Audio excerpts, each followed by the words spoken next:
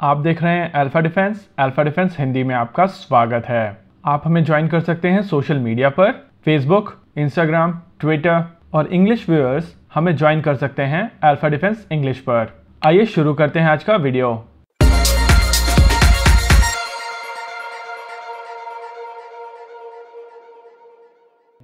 आज के इस वीडियो में हम लोग बात करेंगे मिराज 2000 के बारे में और समझने की कोशिश करेंगे ये जो नया डिबेट शुरू हुआ है कि क्या भारत को ताइवान के मिराजेस खरीदने चाहिए।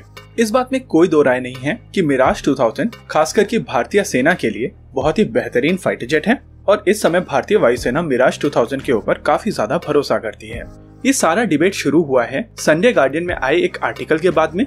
इस आर्टिकल के हिसाब से ताइवान अपने मिराज 2000 बेचना चाहता है क्योंकि वो इसकी लॉजिस्टिक्स को लेकर काफी ज्यादा परेशान है। ऐसा नहीं है कि इस तरीके की बातें पहली बार सरफेस कर रही हैं। इससे पहले भी ताइवान ने मिराज 2000 की लॉजिस्टिक्स और मेंटेनेंस को लेकर अपनी परेशानी जाहिर की है, जिसके बाद इसके ऊपर फ्रांस की तरफ से काम भी किया गया है। ताइवान को अपने मिराज 2000 साल 1997 और 98 के बीच में मिल गए थे, लेकिन ताइवान की जो इन्वायरमेंटल कंडीशन है वो बहुत ज्यादा हार्श है। इसके वजह से इन फाइटर जेट्स का मेंटेनेंस काफी ज्यादा कॉस्टली होता गया और एक समय पे नौबत ये आ गई थी कि इन फाइटर जेट का फ्लाइंग आवर्स एक महीने में केवल 6 आवर्स पहुंच गया था।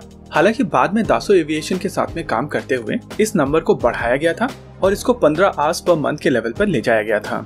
15 आवर्स पर मंथ ताइवान का टिपिकल फ्लाइंग आवर्स है, लेकिन इन एयरक्राफ्ट्स को उस लेवल पर ले जाने के लिए लॉजिस्टिक्स पर ज्यादा पैसा खर्चा करना पड़ा था और इसको इस लेवल पर मेंटेन करने के लिए भी काफी ज्यादा खर्चा आता है। ऐसा नहीं है कि मिराज 2000 का मेंटेनेंस बहुत ज्यादा कॉस्टली है। कारण ये है कि इसका कंपैरिजन F-16 के साथ किया जाता है और F-16 जो दुनिया का सबसे ज्यादा बिकने वाला फाइटर जेट है, उसकी लॉजिस्टिक्स वॉल्यूम की वजह से काफी ज्यादा सस्ती है। ताइवान के पास में एक ही कैटेगरी में 3 डिफरेंट फाइटर जेट्स हैं। उनके पास F-16 है, उनके पास मिराज 2000 है और उनके पास अपना खुद का बनाया हुआ AIDC FCK-1 शिनको है। एक ही कैटेगरी में 3 अलग अलग तरीके के फाइटर जेट्स को ऑपरेट करना लॉजिस्टिकली एक अच्छा ऑप्शन कभी नहीं होता है। पिछले कुछ समय से चाइना के साथ चल रही तनातनी के बीच में अब यूनाइटेड स्टेट्स ऑफ अमेरिका खुल के ताइवान के सपोर्ट में आ रहा है और ऐसे में ताइवान को 2 अलग अलग तरीके के फॉरेन जेट्स एक ही कैटेगरी में रखने की आवश्यकता नहीं है। इस चीज को देखते हुए कई एनालिस्ट ने अपनी ओपिनियन दी है कि अब ताइवान को इन फाइटर जेट से किनारा करना चाहिए, लेकिन ताइवान की तरफ से इस तरीके की कोई भी बातचीत नहीं हुई है और जिस तरीके की सिचुएशन ताइवान के आसपास चल रही है उसको देखते हुए ताइवान की ओर से अभी इन फाइटर जेट्स को रिटायर करना या किसी और देश को बेचना बहुत अच्छा ऑप्शन नहीं होगा।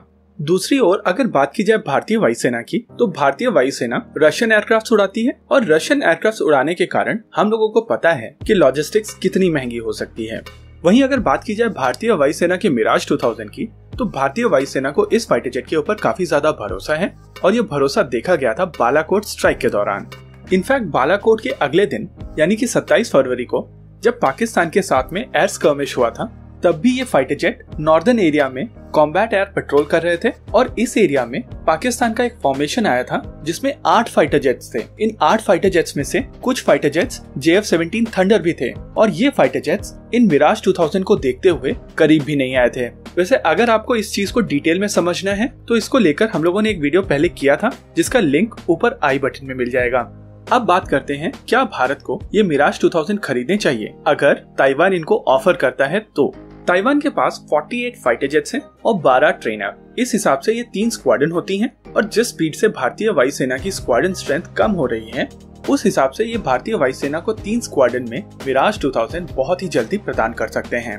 भारत ने जब मिराज 2000 को अपग्रेड किया था तो एक मिराज 2000 की अपग्रेड की कीमत तकरीबन 200 करोड़ रुपए की थी और ये अपग्रेड साल 2011 में खत्म हुआ था। तब से अब तक अगर प्राइस एस्केलेशन को माना जाए केवल 3.5%, तो आज की तारीख के हिसाब से इस अपग्रेड की कीमत होगी 275 करोड़ रुपए। हालांकि ताइवान के मिराज 2000 ऑलरेडी मिराज 2000-5 स्टैंडर्ड्स के हैं और इन एयरक्राफ्ट के ऊपर इतने ज्यादा एक्सटेंसिव अपग्रेड की आवश्यकता नहीं होगी, लेकिन फिर भी भारत को ये फाइटर जेट्स अपग्रेड करने पड़ेंगे क्योंकि ये फाइटर जेट्स 16 से 18 साल पुराने हैं और साथ ही इतने पुराने होने के कारण कई एयरक्राफ्ट में री इंजीनियरिंग भी करनी पड़ेगी।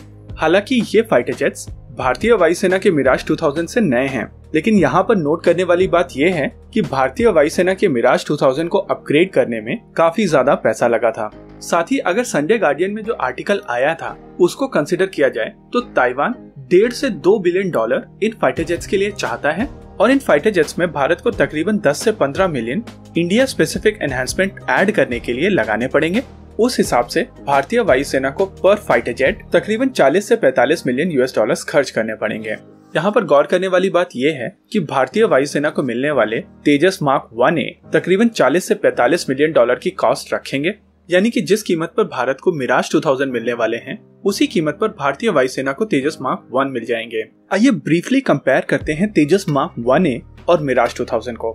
मिराज 2000 एक मीडियम कैटेगरी का फाइटर जेट है और लाइट कॉम्बैट एयरक्राफ्ट तेजस एक लाइट कैटेगरी का फाइटर जेट है। इन दोनों फाइटर जेट के बीच में ये जो डिफरेंस है उसके वजह से मिराज 2000 थोड़ा ज्यादा वेपन लोड कैरी कर सकता है। मिराज 2000 तकरीबन 6.5 टन का वेट कैरी कर सकता है, वहीं LCA तेजस 5 टन का पेलोड कैरी कर सकता है। हालांकि LCA तेजस मार्क 1A का वेट तकरीबन 1 टन कम होगा, जिससे इसकी पेलोड कैपेसिटी कम से कम 800 किलो बढ़ जाएगी। बावजूद उसके मिराज 2000 का पेलोड इस एयरक्राफ्ट से 1 टन ज्यादा होगा। वहीं दूसरी ओर तेजस मार्क 1A में डुअल पायलॉन रेक होंगे, जिसके वजह से इसके हार्ड पॉइंट बढ़ जाएंगे और तेजस मार्क 1A और मिराज 2000 में मोर और लेस बराबर हार्ड पॉइंट होंगे। तेजस मार्क 1A में एक्टिव इलेक्ट्रॉनिकली स्कैन्ड अरे रेडार लगा हुआ होगा। इस एयरक्राफ्ट का इंजन मिराज 2000 से ज्यादा मेंटेनेंस फ्रेंडली होगा। साथ ही LCA तेजस मार्क 1A में IRST भी ऐड किया जाएगा। इस एयरक्राफ्ट में एक IRST पॉड लगेगा। फुल ग्लास कॉकपिट के साथ में इस फाइटर जेट में एक यूनिफाइड इलेक्ट्रॉनिक वॉरफेयर सूट लगेगा, जिससे ये फाइटर जेट काफी ज्यादा एडवांस फाइटर जेट हो जाएगा। मिराज 2000 की कंपैरिजन में तेजस मार्क 1A एक ज्यादा एडवांस फाइटर जेट होगा।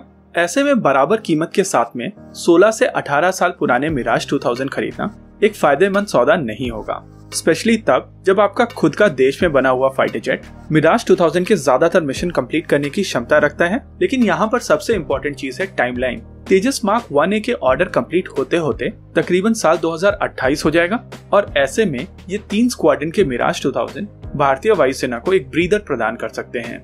इस चीज के सभी पहलुओं पर हम लोगों ने एक बहुत ही डिटेल्ड आर्टिकल किया है, जिसका लिंक आपको डिस्क्रिप्शन में मिल जाएगा।